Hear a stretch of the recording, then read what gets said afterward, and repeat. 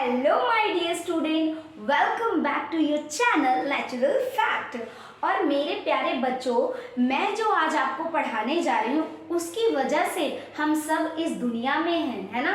अगर वो चीज़ नहीं होती तो हम भी नहीं होते, ना प्लांट होते, ना ह्यूमन बीइंग होते, ना इंसेक्ट्स होते और ना ही एनिमल होते। आपको पता है हम भी किससे ओरिजिनेटेड हुए हैं? एक सिंगल सेल से। जब फर्टिलाइजेशन होता है मेल और फीमेल गैमेट का तो जाइगोट बनता है ना। तो जाइगोट क्या होता है? एक सेल होता है, फिर वो मल्टीप्लाई कर करके हम जैसे ह्यूमन बीइंग को प्रिपेयर करता है। जस्ट लाइक दैट प्लांट भी किससे ओरिजिनेट होता है? एक सिंगल सेल से। वही सेल डिवाइड होके क्या बनाती है? ट्रीज बना देती हैं, बड़े बड़े एनिमल्स बना देती हैं। तो आज हम अपने एग्जिस्टेंस, अपने स्ट्रक्चरल और फंक्शनल यूनिट के बारे में पढ़ेंगे, यानी all the living organism structural and functional unit is only cell. हमारे जितने भी लिविंग ऑर्गेनिज्म है, चाहे वो बड़े से बड़ा ट्री हो, छोटे से छोटा चूहा हो, बड़े से बड़ा हाथी हो, सबके सब किससे बने हैं? सेल से बने हैं। All the living organisms are made up of cell. किससे बने हैं बेटा? सेल से बने हैं। तो आज मैं आपको सेल के बारे में पढ़ाऊंगी। आपको पता है कि सेल की डिस्कवरी किसने की?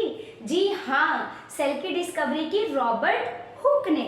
ठीक है, रॉबर्ट हुक ने सेल की डिस्कवरी की। उन्होंने देखा बार्क में, ट्री के बार्क कॉर्क में देखा उन्होंने कि सिमिलर टाइप्स ऑफ सेल्स। उन्होंने देखा ऐसे ब्रिक लाइक बहुत सारे सेल्स ज्वाइन हैं, ठीक है, और उनमें कहीं कहीं डार्क रीजन है ऐसे, ठीक है। तो उन्होंने ये स्ट्रक्चर देखा माइक्रोस्कोप में और उन्होंने फाइंड आउट किया कि ट्री की जो हर पार्ट है उसके अंदर similar kind of cells join है हर पार्ट में, है ना। बेसिकली उन्होंने कॉर्क में देखा था। तो फर्स्ट टाइम जो सेल की डिस्कवरी की थी किसने की थी? रॉबर्ट हुक ने। एंड न्यूक्लियस की डिस्कवरी किसने करी थी? ये जो डार्क रीजन है दैट इज योर न्यूक्लियस। ये न्यूक्लियस की डिस्कवरी की थी रॉबर्ट ब्राउन ने। रॉबर्ट ब्राउन साइंटिस्ट ने की थी। अब बढ़ते हैं आगे की तरफ। सेल थ्योरी, यानी all living organisms are made up of cell, either plant, animals. ये सब किसने प्रूव किया? सेल थ्योरी ने। और वो सेल थ्योरी किसने दी? ये दी स्वेडेन एंड स्वान ने। किसने दी? स्वेडेन एंड स्वान ने। ओके, ये दो हमारे जर्मन साइंटिस्ट थे, ठीक है। उन्होंने क्या की बेटा? ये बायोलॉजिस्ट थे, जर्मन बायोलॉजिस्ट थे, और उन्होंने डिस्कवरी करी सेल थ्योरी की कि all living organism those are exist on earth are made up of cell, either plant और एनिमल। तो चलो इस चैप्टर में हम पढ़ते हैं सेल के कंपोनेंट्स के बारे में और सेल के अंदर क्या क्या होता है। पर मैं उससे पहले आपको बता दूं, आपको पता है we are multicellular organism. What is the difference between unicellular and multicellular organism? कोई बताएगा मुझे? अगर कोई बताना चाहता है तो प्लीज कमेंट बॉक्स में लिखो। तो मैं अभी आपको बता देती हूँ कि यूनिसेलुलर और मल्टी सेलुलर ऑर्गेनिज्म में क्या डिफरेंस होता है। देखो, यूनि मतलब क्या होता है बेटा? यूनि मतलब क्या होता है? सिंगल। यूनि का मतलब क्या होता है आपका? सिंगल, है ना। तो यूनिसेलुलर, ठीक है। और एक होते हैं आपके मल्टी सेलुलर। और क्या होते हैं बेटा? Multi cellular. आपको पता है मल्टी मीन्स बहुत सारे, है ना, और uni means single cell. Okay, so unicellular organisms are those organism which are made up of single cell, जिनकी पूरी बॉडी सिर्फ एक सिंगल सेल ही हो, वो क्या कहलाते हैं? Unicellular. Those organism which are made up of single cell are known as unicellular, such as amoeba, Paramecium, Euglena. These are the example of unicellular organism. And multicellular organisms are those organisms which are made up of different kinds of cells, and each cells are specific in their function.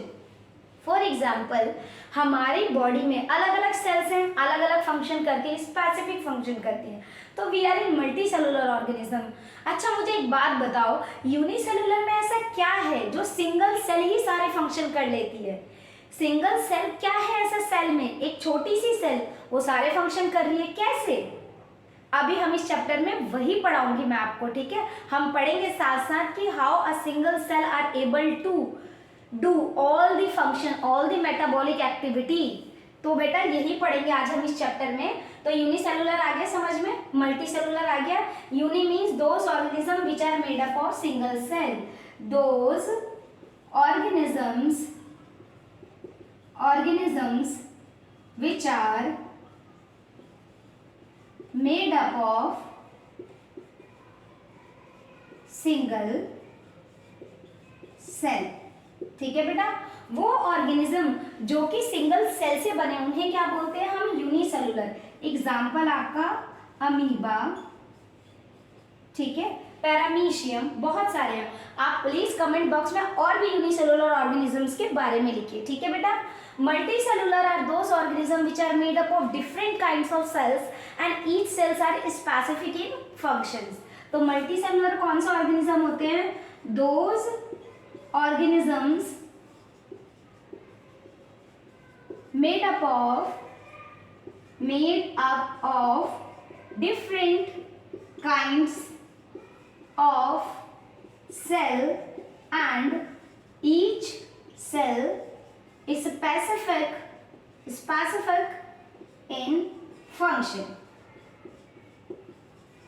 For example, human being और भी बहुत सारे जैसे plants. तो आप मुझे comment section में 2 unicellular 2 multi cellular organism का नेम लिख के दिखाओ, ठीक है। तो चलो पढ़ते हैं अब सेल को डिटेल में। ओके बेटा, मेरे बच्चों आपको पता है हमारी बॉडी में जितनी भी सेल्स हैं, आरबीसी, मसल सेल्स हो गई आपकी, और बोन मैरो की सेल्स हो गई, और आपके न्यूरॉन हो गए, there are different shape and size according to their functions. जो सेल्स होते हैं बेटा वो डिफरेंट शेप और साइज के होते हैं अपने फंक्शन के अकॉर्डिंग।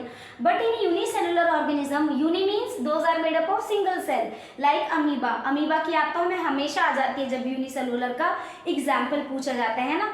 तो अमीबा क्या करता है आपने देखा होगा, वो बहुत ही फ्लेक्सिबल होता है। जैसे ही वो देखता है फूड पार्टिकल आ रहा है, वो अपनी ऐसी सूडोपोडिया डेवलप कर लेता है फूड को लेने के लिए, है ना।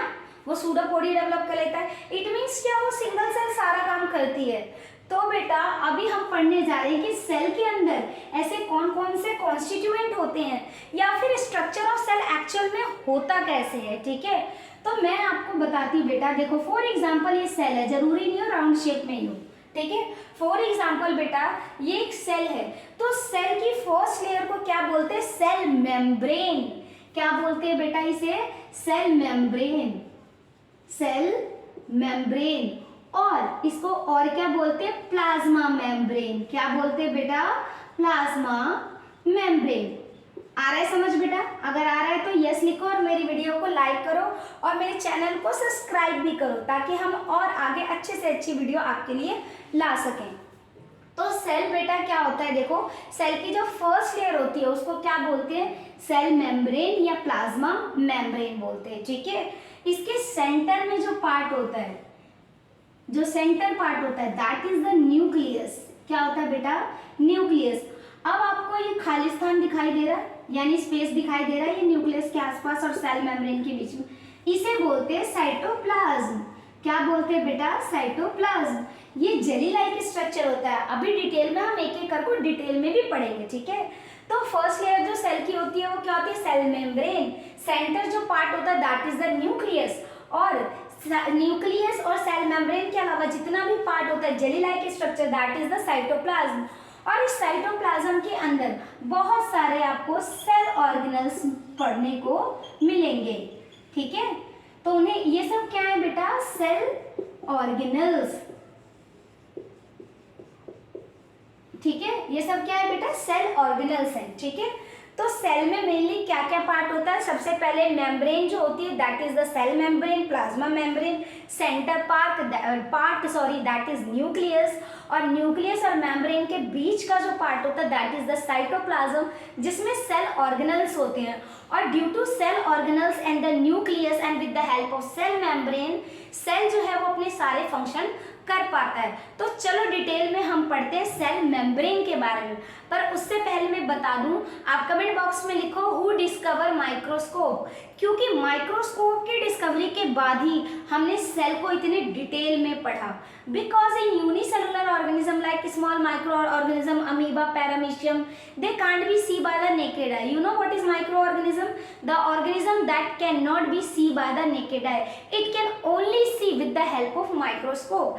तो सेल की डिस्कवरी में माइक्रोस्कोप का एक बहुत ही बड़ा इंपॉर्टेंट रोल है। तो आप सब कमेंट में लिख के बताओ कि माइक्रोस्कोप किसने डिस्कवर किया था। तो let's get start cell membrane. Let's start cell membrane. बेटा अभी मैंने आपको बताया ना कि cell membrane is the outer most layer of every cell. हर एक सेल के सबसे पहली जो लेयर होती है उसको क्या बोलते हैं? सेल मेम्ब्रेन और प्लाज्मा मेम्ब्रेन। ओके बेटा, तो सेल मेम्ब्रेन और प्लाज्मा मेम्ब्रेन इतने इंपॉर्टेंट क्यों है? Why it is important? First of all ये क्या काम करती है? सेल के कंटेंट को और एनवायरनमेंट को सेपरेट करती है। फॉर एग्जाम्पल जब आप ड्राइंग बनाते हो तो क्या करते हैं? आउटलाइन ड्रॉ करते हो। आउटलाइन से क्या होता है? आपकी चीज स्पेसिफिक दिखती है ना, और बाकी चीजों से वो अलग हो जाती है। इसी तरह सेल मेम्ब्रेन क्या करती है बेटा? ये सेल के कंटेंट को सेपरेट करती है एनवायरनमेंट से। तो it is the outer most layer of the cell, और it is the first layer of cells which separate the cell content from its environment. And second most thing, cell membrane is called selective permeable membrane. Selective का मतलब पता है क्या होता है ना? सिर्फ चुनिंदा कुछ सेलेक्टिव चीज है ना। तो why it is called selective permeable membrane? Most important question पूछा जाता है 8th क्लास में भी और 9th क्लास में। Why cell is called selective permeable membrane? Because it allow only certain molecules to pass through it. ये permission देती है कि इस सेल मेम्ब्रेन के अंदर से कौन जा पाएगा सेल के अंदर और कौन बाहर आ पाएगा, है ना। They do not allow all the contents to move inside the cell, they only permit only certain selective molecules to pass through out the cell. या तो एंटर करेगा नहीं तो पास होगा। ये कौन अलाउ करती है बेटा? Plasma membrane. That's why it is called the selective permeable membrane, because it allow only certain molecules to pass through it. देखो ये मेम्ब्रेन कैसी होती है? पोरस होती है। पोरस मतलब क्या होता है बेटा? इसमें होल होते हैं छोटे छोटे, ठीक है, जो कि कुछ ही मॉलिक्यूल्स को अपनी लेयर से सेल के अंदर जाने देते हैं और सिर्फ सेलेक्टिव मॉलिक्यूल्स को ही बाहर जाने देते हैं। That's why it is called selective permeable membrane. ठीक है बेटा।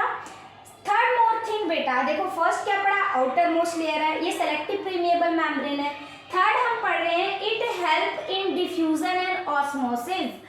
आपने डिफ्यूजन और ऑस्मोसिस नाम सुना है कभी? मैं आपको बताती हूँ कि डिफ्यूजन और ऑस्मोसिस एक्चुअल में होता क्या है और why these happens in cell, क्यों होता है सेल के अंदर। आपको मैं बताऊँ, जो सेल होता है बेटा, सपोज करो, अच्छा एक एग्जांपल देती हूँ आपका, ठीक है, डेली लाइफ का। जो हम मूवी देखते हैं, आप देखते हो विलन को बहुत स्टार्टिंग में स्ट्रॉन्ग दिखाते हैं ना। विलन क्या होता है? हीरोइन को ले जाता है। क्यों ले जाता है? Because they are very strong, है ना। और जो होता है क्या होता है बेटा? हीरो क्या होता है? उस समय वीक होता है, फिर अचानक से एक्शन आता है और हीरो क्या होता है? स्ट्रॉन्ग हो जाता है। फिर वो अपना क्या करता है? मार पिटाई किसके साथ करता है? विलन के साथ। और कौन जीतता है? हीरो, है ना। अच्छा बता, सोच रहे होंगे मैम इतनी सारी कहानी बता रही है, क्यों बता रही है? इसका मोस्ट इंपॉर्टेंट एक मोटिव है बेटा कि हमेशा जो मॉलिक्यूल्स होते हैं वो हाई से लो की तरफ भागते हैं। यानी जहाँ पर चीज़ें ज़्यादा होंगी वहाँ से, यानी कंसंट्रेटेड से कहाँ की तरफ भागते हैं? लो की तरफ, जहाँ पे वो चीज़ें नहीं होती हैं। ठीक है, हम भी उन चीज़ों के प्रति ज़्यादा अट्रैक्ट होते हैं ना जो हमारे पास नहीं होती है ना। तो ऑलवेज जो मॉलिक्यूल्स होते हैं कहाँ से? हाई से हमेशा किसकी तरफ मूव करते हैं? लो की तरफ। हमेशा हाई कंसंट्रेशन से कोई भी मॉलिक्यूल्स कहाँ पर आता है? लो कंसंट्रेशन के तरफ। फॉर एग्जाम्पल सपोज प्लांट्स की रूट्स है, ठीक है, इसमें रूट हेयर्स होती हैं जो एब्जॉर्प्शन का काम करती है वाटर का। आपको पता है जो सॉइल है उसके अंदर वाटर का कंटेंट क्या है? हाई है। सॉइल के अंदर क्या है बेटा? वाटर का कंटेंट हाई है। तो इसकी रूट में लो है। रूट में क्या है बेटा? लो है। तो हाई से लो की तरफ जाता है, यानी सॉइल से किसकी तरफ जाता है? रूट की तरफ। ये किसका एग्जाम्पल है? ऑस्मोसिस का। When the water molecules move from high concentration toward low concentration, तो ये क्या होता है बेटा? ऑस्मोसिस होता है। ठीक है, ये क्या है बेटा? ऑस्मोसिस है। आगे समझ में? अब बेटा इसके अलावा देखो बहुत हमारा सपोज ये सेल है, ठीक है, यहाँ पे कार्बन डाइऑक्साइड का अमाउंट बहुत ज्यादा है। चलो कार्बन डाइऑक्साइड छोड़ दो, ऑक्सीजन ले लो। ऑक्सीजन का अमाउंट सेल के बाहर ज्यादा है, यहाँ ज्यादा है, और यहाँ पर क्या है? लो है। यहाँ पर हाई है ऑक्सीजन का कंटेंट एनवायरनमेंट में, और हमारे सेल के अंदर O2 क्या है? लो है। तो हाई से किसकी तरफ जाएगा? सेल के अंदर जाएगा। किसकी तरफ जाएगा बेटा? सेल के अंदर जाएगा। ठीक है, the movement of oxygen molecules from high toward the low. हमेशा याद रखना डिफ्यूजन और ऑस्मोसिस में दोनों में जो मॉलिक्यूल्स का मूवमेंट है, चाहे गैस है चाहे वाटर है, कैसे मूव करता है? हाई से लो की तरफ। जब सेल के अंदर ऑक्सीजन की कमी होगी तो ऑक्सीजन कहाँ से मूव करेगा? एनवायरनमेंट से, क्योंकि उसके पास क्या कंसंट्रेशन ज्यादा है, हमेशा हाई टू लो मूव करता है। कैसा करता है? High to low. आगे समझ में? अब देखो फॉर एग्जांपल सेल के अंदर कार्बन डाइऑक्साइड ज्यादा है, CO2 क्या है? बहुत हाई है। CO2 क्या है बेटा? हाई है। तो यहाँ से किसकी तरफ मूव करेगा? लो की तरफ, यानी एनवायरनमेंट की तरफ। तो सेल से बाहर की तरफ आएगा CO2। आगे समझ में? यानी डिफ्यूजन क्या होता है बेटा और ऑस्मोसिस क्या होता है? Osmosis is basically the movement of water molecules from high concentration toward low concentration. ठीक है, and diffusion basically the movement of gaseous molecules from high concentration toward the low concentration. अगर सेल में concentration ज्यादा होगी तो environment की तरफ move करेगी, क्योंकि तब वहाँ लो होगी, लेकिन एनवायरनमेंट में जो चीज ज्यादा है वो सेल के अंदर मूव करेगी। तो इससे क्या होगा बेटा? हाई से हमेशा लो की तरफ मूव करते मॉलिक्यूल्स। याद रखना डिफ्यूजन ऑस्मोसिस में दोनों में एज इट इज कोई डिफरेंस नहीं है, बट डिफरेंस है सिर्फ इसमें डिफ्यूजन में गैसेस का एक्सचेंज होता है हाई से लो, और ऑस्मोसिस में वाटर का होता है। आगे समझ में? चलो एक लाइव एग्जांपल दो। फॉर एग्जांपल आपने एक बाउल लिया, उसके अंदर आपने पानी रखा है, ठीक है, और आपके पास कुछ चने हैं, ठीक है। आप स्प्राउटिंग करते हो ना, स्प्राउटिंग के लिए पहले आपको सोख चने चाहिए, है ना। तो स्प्राउटिंग के लिए आप क्या करते हो? कटोरी में चने डाल दोगे आप, है ना। तो कुछ टाइम पीरियड देखोगे बाद क्या होता है? ये चने क्या होता है? अपने साइज से इंक्रीज होते हैं, पानी कम हो जाएगा और चनों का साइज क्या हो जाएगा? बढ़ जाएगा। Why it is happen? Due to the process of osmosis. जो आपने चने लिए थे, सूखे चने जो लिए थे, उसमें वाटर का कंसेंट्रेशन क्या था? लो था, ठीक है, और आपके बाउल के अंदर क्या था? हाई था, इसीलिए वो हाई से लो की तरफ बढ़ने लगे, यानी बाउल का वाटर चनों के अंदर पास होने लगा ऑस्मोसिस प्रोसेस से। और वो चने या बादाम जो आप भिंगा के खाते हो, ड्राई फ्रूट्स खाते हो, सब में ऑस्मोसिस होता है, तभी वो सूज जाते हैं, फूल जाते हैं। ठीक है, आगे समझ में अच्छे से? आप एक और एग्जाम्पल मुझे कमेंट बॉक्स में लिख के बताना, ठीक है बच्चों। तो चलो पढ़ते हैं कि अब हम सेल को वाटर शुगर के सॉल्यूशन में डालेंगे या सॉल्ट के सॉल्यूशन में डालेंगे तो what will be happen. Hypertonic, hypotonic और आइसोटोनिक सॉल्यूशन के बारे में पढ़ेंगे, ठीक है बेटा। तो मेरे बच्चों चलो अब हम पढ़ते हैं what will be happen if we place cell in a salt और शुगर सॉल्यूशन। क्या होगा जब हम एक सेल को शुगर या सॉल्ट के सॉल्यूशन में प्लेस करते हैं, ठीक है। इसके बेसिस में हम 3 टाइप्स के सॉल्यूशन पढ़ेंगे, हाइपोटोनिक, हाइपरटोनिक एंड आइसोटोनिक। आपको जो मैंने डायग्राम बनाया उसमें दिख रहा है बेटा, ये क्या है? सेल है, और इसके चारों तरफ ये सॉल्यूशन है, शुगर का ले लो या सॉल्ट का ले लो। If the concentration is high in the solution, अगर सॉल्यूशन का कंसंट्रेशन हाई है और सेल के अंदर जो कंसंट्रेशन है मॉलिक्यूल्स का वो लो है, तो मूवमेंट कहाँ से होगी? हाई से लो की तरफ। इट मीन्स एनवायरनमेंट से सेल के अंदर की तरफ। When the environment contain high concentration of molecules as compared to the cell, then the movement of molecules from environment to the cell। इसीलिए क्या होता है? आपको मैंने भी बताया था ना, सूज जाते हैं आपके चने, राजमा, रेजिन्स, ये सारे क्या हो जाते हैं? स्वेल हो जाते जाते हैं, फूल जाते हैं जब हम इन्हें भिंगाते हैं। तो क्यों? अभी आपको बताया ना कि वाटर का कंटेंट आपके बाउल में ज़्यादा था और आपके चनों में कम था, तो वाटर कहाँ से मूव हुआ? बाउल से चने की तरफ। जस्ट लाइक दिस, अगर हम सेल को एक शुगर या सॉल्ट के सॉल्यूशन में प्लेस करते हैं और सेल के अंदर अगर कंसंट्रेशन कम है शुगर या सॉल्ट का, तो शुगर सॉल्ट का मूवमेंट कहाँ होगा? सेल की तरफ। और स्वेल क्या होगी बेटा? स्वेल हो जाएगी, फूल जाएगी स्वेल। ठीक है, अब पढ़ते हैं हाइपरटोनिक। हाइपरटोनिक में क्या है? कंसंट्रेशन सेल के अगर अंदर हाई है और एनवायरनमेंट यानी हमारे सॉल्यूशन में कंसंट्रेशन लो है, तो क्या होगा बेटा? सेल से बाहर की तरफ आना शुरू कर देगा और हमारा सेल क्या हो जाएगा? श्रिंक हो जाएगा। आपने देखा जब हम अचार बनाते हैं, ना, तो आम के अंदर नमक हल्दी मिला के थोड़ी देर के लिए रख देते, फिर वो आम सारा पानी छोड़ देता है। क्यों छोड़ देता? और जो होता है वो उसमें से ज़्यादा नमी निकल जाती है, वाटर कंटेंट हम रिलीज करते हैं। देखो, हम जो भी डे टू डे लाइफ में एक्टिविटीज़ करते हैं ना, वो ऐसे फालतू में नहीं करते, उसके एक साइंटिफिक रीज़न होता है। तो क्यों करते हैं हाइपरटोनिक? ताकि वो जो आम के जो सेल्स हैं अंदर से वो क्या हो जाए? श्रिंक हो जाए, उसमें से वाटर कंटेंट रिलीज हो जाएंगे। एज इट इज हाइपरटोनिक में क्या होता है? एनवायरनमेंट में लो होता है और सेल के अंदर हाई होता है कंसंट्रेशन, तो सेल से बाहर की तरफ जाएगा। जब मूवमेंट ऑफ मॉलिक्यूल सेल के अंदर से बाहर की तरफ होगा तो सेल क्या होंगे? श्रिंक हो जाएंगे। आगे समझ में? तो ये क्या होता है? Hypertonic solution. अब पढ़ते हैं आइसो। आपने मैथ्स में पढ़ा होगा आइसोसेलेस ट्रायंगल, जिसके दोनों साइड्स इक्वल होती हैं। Two sides are equal in a triangle, that is called isosceles triangle. Just like this, if the concentration inside the cell and outside the environment is equal, यानी जितना water अंदर आएगा उतना ही बाहर जाएगा, तो सेल क्या होगी? अपनी शेप में रहेगी, वो ना स्वेल करेगी ना ही श्रिंक करेगी। आगे समझ में? बच्चों एक और चीज बताती हूँ आपको मैं, प्लाज्मा मेम्ब्रेन किससे बना है बेटा? बेसिकली ये बना है आपके लिपिड्स और प्रोटीन से। प्लाज्मा मेम्ब्रेन किससे बनी है बेटा? Lipids and protein. आ रहा है समझ में बेटा? प्लाज्मा मेम्ब्रेन किससे बनी है बेटा जी? आपकी लिपिड्स और प्रोटीन से। तो हमारे 3 टाइप्स के सॉल्यूशन होता है। हाइपो, जब एनवायरनमेंट में कंसंट्रेशन ज्यादा हो, सेल के अंदर कम होता है, एनवायरनमेंट से सेल की तरफ जाएगा और जो सेल है वो स्वेल हो जाएगा। फिर होता है हाइपरटोनिक। हाइपरटोनिक में सेल के अंदर कंसंट्रेशन ज्यादा है, बाहर की तरफ जाएगा, सेल श्रिंक हो जाएगा। आइसो में दोनों में इक्वल रहेगा। बेटा एक और चीज आपको बताती हूँ कि मैंने अभी अमीबा बताया था ना आपका, ये प्लाज्मा मेम्ब्रेन बहुत फ्लैक्सिबल होती है ना, लिपिड्स और प्रोटीन से बनी होती है, तो वो क्या करता है? अपनी शेप्स को चेंज कर लेता है, सूडोपोडिया डेवलप करता है, ठीक है, अपने फूड को इनटेक करने के लिए। अब आपको एक और चीज बताती, देखो प्लांट्स के अंदर पहली लेयर, प्लांट्स के अंदर बेटा फर्स्ट जो लेयर होती है वो तो सेल मेम्ब्रेन ही होती है, ठीक है, लेकिन जो सेकेंड लेयर होती है एक उनमें एडिशनल लेयर होती है, उसे बोलते हैं सेल वॉल। क्या बोलते हैं बेटा? उसे क्या बोलते हैं? Cell wall.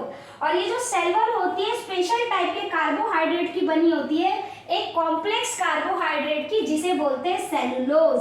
क्या बोलते हैं बेटा जी? एक कॉम्प्लेक्स कार्बोहाइड्रेट है जिसे हम क्या बोलते हैं बेटा जी? सेलुलोज। आ रहा है समझ में? प्लांट्स के अंदर एक एडिशनल मेम्ब्रेन होती है, सेल मेम्ब्रेन तो होती है, लेकिन प्लांट्स के अंदर एक स्पेशल मेम्ब्रेन होती है जिसे क्या बोलते हैं? सेल वॉल बोलते हैं, ठीक है। और सेल वॉल किससे बनी होती है? सेलुलोज से। और सेलुलोज कैसा है बेटा? सेलुलोज एक टाइप का कॉम्प्लेक्स कार्बोहाइड्रेट है। ये क्या करता है? ये प्लांट को टर्जिडिटी, उनकी शेप को मेंटेन रखने में हेल्प करता है, प्लांट श्रिंक ना हो उसमें हेल्प करता है, उनको सपोर्ट देता है, ठीक है। क्योंकि हम तो एक जगह से दूसरी जगह अपनी प्लेस चेंज कर सकते हैं, बट प्लांट नहीं कर सकते ना, तो ये सेल वॉल क्या करता है? स्ट्रेंथ देता है। क्या करता है बेटा? स्ट्रेंथ देता है, ताकि प्लांट जो है वो हार्श, एन लगाना भूल गई मैं, स्ट्रेंथ देता है, क्योंकि जो प्लांट है वो हार्श वेदर में भी स्टैंड कर सके। तो सेल वॉल जो होता है एडिशनल लेयर होती है प्लांट्स के अंदर। ये क्वेश्चन आपके एग्जाम्स में भी पूछे जाते हैं, एंट्रेंस एग्जाम में भी पूछे जाते हैं कि plant have additional layer that is called dash, that is cell wall. और सेल वॉल एनिमल के अंदर एब्सेंट होती है, किसी भी टाइप की सेल वॉल एनिमल के अंदर नहीं होती है। एनिमल्स के अंदर सिर्फ सेल मेम्ब्रेन होती है। आगे समझ में? ठीक है बेटा। अब हम नेक्स्ट पढ़ेंगे, अब हम किसके बारे में पढ़ेंगे? हम अपने साइटोप्लाज्म के बारे में। तो बच्चों साइटोप्लाज्म पढ़ने से पहले हम पढ़ लेते हैं सेल के सेंटर पार्ट को, दैट इज द न्यूक्लियस। ठीक है बेटा, देखो सेल के सबसे पहली लेयर सेल मेम्ब्रेन, प्लांट के अंदर एडिशनल लेयर सेल वॉल, और सेंटर जो पार्ट होता है दैट इज द न्यूक्लियस। जब सेल की डिस्कवरी हुई थी और सेल को स्टेन किया गया था, स्टेन मतलब होता है पिगमेंटेड सॉल्यूशन डालना, जैसे आयोडीन, सैफरनिन। फॉर एग्जांपल आप अनियन का वो जो पतला सा छिलका निकलता है ना व्हाइट कलर का, या आप चिक्सेल भी ले सकते हो, ऐसे जो कट जाते हैं कभी कभी खाते हुए, वो आप लेके सैफरनिन या आयोडीन से स्टेन करके माइक्रोस्कोप के नीचे देखोगे तो आपको कुछ ऐसे ऐसे स्ट्रक्चर्स दिखाई देंगे एक दूसरे से ज्वाइन हुए, और इनका ये डार्क रीजन अपीयर होगा। स्टेन करोगे तो ये डार्क सा दिखेगा। ये डार्क सा क्या होता है? न्यूक्लियस होता है। क्या होता है बेटा?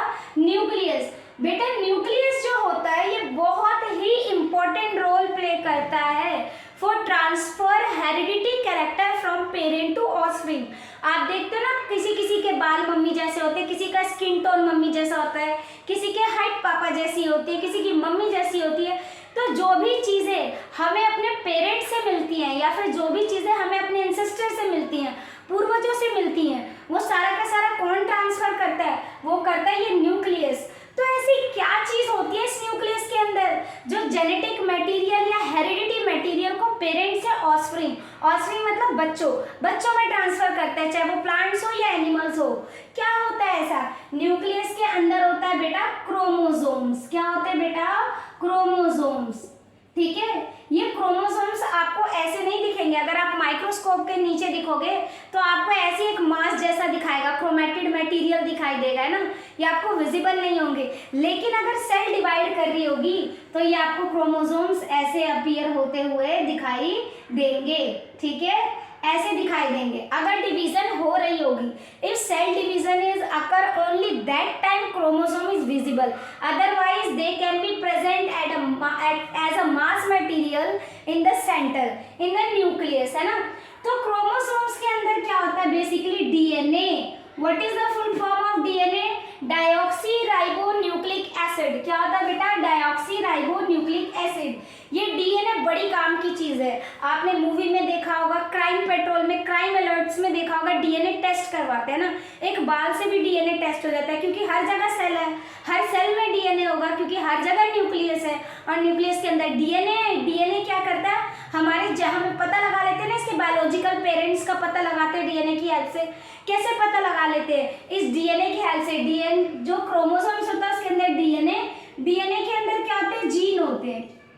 क्या होते हैं बेटा? जीन होते हैं। यही एक्टिव होते हैं, यही ट्रांसफर होते हैं from parent to offspring. DNA में कौन फंक्शन करता है बेटा? ये जीन फंक्शन करते हैं। ठीक है, तो न्यूक्लियस के अंदर जेनेटिक मटेरियल क्या होता है? क्रोमोसोम्स। क्रोमोसोम्स के अंदर क्या होता है? DNA, deoxy ribo nucleic acid, और आप इसके अंदर डीएनए के अंदर क्या होते हैं? जीन होते हैं। ठीक है, जो पेरेंट्स से ऑफस्प्रिंग में ट्रांसफर होते हैं। और आप क्रोमोसोम सिर्फ तभी देख सकते हो जब सेल डिवाइड हो रही है, otherwise as a mass material की तरह वो सेल के अंदर होता है। बेटा यूकार्योट्स और प्रोकार्योटिक सेल में जो न्यूक्लियस होता है वो डिफरेंट होता है। For example in eukaryotic cell, जो यूकार्योटिक्स होते हैं बेटा, उनमें जनरली क्या होता है? जो न्यूक्लियस होता है डबल मेम्ब्रेन बाउंडेड होती है। कैसी होती है? Double membrane, double bounded membrane. इसके ऊपर 2 लेयर होती है, डबल बाउंडेड मेम्ब्रेन होती है। ठीक है बेटा, इसकी डबल बाउंडेड। उससे क्या होता है? ये सेल के बाकी कंटेंट को न्यूक्लियस से अलग करते हैं ये मेम्ब्रेन। देखो 2 मेम्ब्रेन होगी तो ये क्या करेगी? साइटोप्लाज्म को अलग करती है। न्यूक्लियस के ऊपर 2 लेयर की कवरिंग होती है, डबल मेम्ब्रेन होता है जिसे बोलते हैं न्यूक्लियर मेम्ब्रेन। इसको क्या बोलते हैं बेटा? न्यूक्लियर मेम्ब्रेन बोलते हैं। आगे समझ में? Double membrane. न्यूक्लियस कैसा होता है? डबल बाउंडेड मेम्ब्रेन स्ट्रक्चर होता है जिसे न्यूक्लियर मेम्ब्रेन बोलते हैं। और न्यूक्लियर मेम्ब्रेन क्या करती है? सेपरेट करती है न्यूक्लियस को साइटोप्लाज्म से। और न्यूक्लियस के अंदर क्या होता है? क्रोमोसोम्स जो जेनेटिक मटेरियल ट्रांसफर करते हैं। क्रोमोसोम्स के अंदर क्या होता है? DNA, deoxy ribo nucleic acid, और डीएनए के अंदर जीन होते हैं जो बेसिकली ट्रांसफर होते हैं फ्रॉम पेरेंट टू ऑफस्प्रिंग, और ये हर सेल में होता है। देखो यूकार्योट्स में क्या होता है? डबल मेम्ब्रेन होता है, वेल डिफाइंड न्यूक्लियस होता है। इनका कैसा होता है? Well defined nucleus. इनका न्यूक्लियस कैसा होता है बेटा? वेल डिफाइंड होता है। ठीक है, बट जो प्रोकार्योट्स होते हैं, जो प्रोकार्योट्स होते हैं, ठीक है, उनमें क्या होता है? वेल डिफाइंड न्यूक्लियस नहीं होता, उसमें ऐसे ही न्यूक्लियस पड़े होते हैं। वो एज अ न्यूक्लियस की तरह नहीं होते। इसमें क्या होता है बेटा? No well defined nucleus. इनमें कोई भी वेल डिफाइंड न्यूक्लियस नहीं होता है। तो न्यूक्लियस का मेन फंक्शन क्या है भाई? जेनेटिक मटेरियल को ट्रांसफर करना पेरेंट से ऑफस्प्रिंग में। अब बेटा जो आपका आगे का टॉपिक है साइटोप्लाज्म और सेल मेम्ब्रेन, हम नेक्स्ट पार्ट में कवर करेंगे, पार्ट 2 में। ठीक है, आई होप आप सबको समझ आया हो, और नहीं भी आता तो आप मुझे लिखा करो कि मैम नहीं आ रहा है या फिर हमें अच्छे से समझ आ रहा है। और मेरे चैनल को लाइक और सब्सक्राइब जरूर किया करो। बाय बाय मेरे बच्चों।